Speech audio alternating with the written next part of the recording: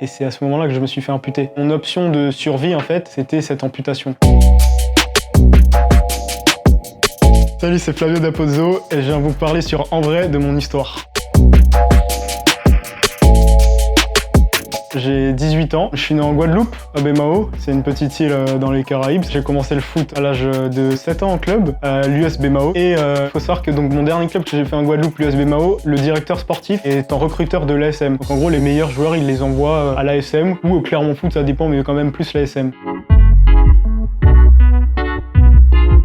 Ça a démarré par les symptômes d'une grippe en fait, hein. C'était un petit rhume, un petit mal de gorge, franchement rien qui laissait présager quelque chose de grave, hein. Puis bon, au fur et à mesure de la journée, c'est vrai que ça a dégénéré.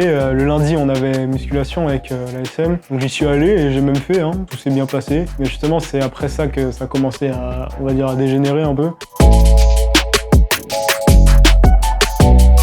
La bactérie en question, c'est le méningocoque, et à partir de ce méningocoque, on peut faire ou une septicémie à méningocoque, c'est une maladie vasculaire, ou alors on peut faire aussi une méningite. Alors tout le monde connaît la méningite, mais la septicémie à méningocoque, elle est beaucoup moins répandue, et elle est tout aussi grave, voire encore plus. C'est vraiment juste avant d'aller à l'hôpital et d'être transféré que ça a commencé à s'aggraver, et là, la bactérie s'était logée dans mon genou droit. Donc ça fait qu'il commençait à devenir bleu et j'arrivais plus à marcher. Donc on va dire que j'ai dû aller descendre de ma chambre d'internat en rampant.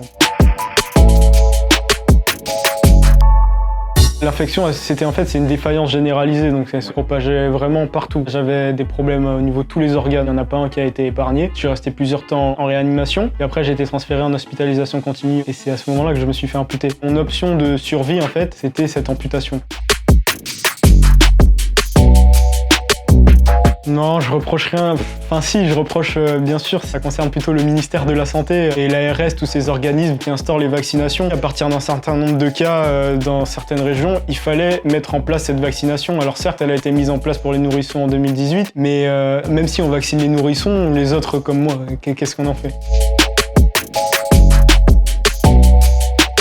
Maintenant, j'essaie de me concentrer plus sur les études. Avant, j'étais pas forcément un mauvais élève, mais c'est vrai que j'aurais préféré vraiment me concentrer sur le foot, et c'est ce sur quoi j'étais parti en fait. Je suis pas prêt à mettre vraiment toute mon énergie dedans comme je le faisais avant. J'y ai pensé en me lançant en tant qu'entraîneur, même si en France, on va dire que c'est un peu compliqué pour les personnes qui n'ont pas un passé professionnel, mais j'ai pas envie de mettre toute mon énergie, toute ma force comme je le faisais avant, en me étant concentré 7 jours sur 7, 24 heures sur 24.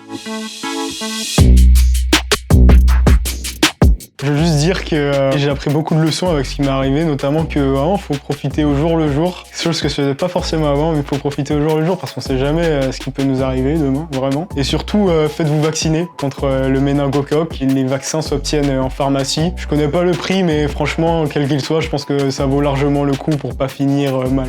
Voilà.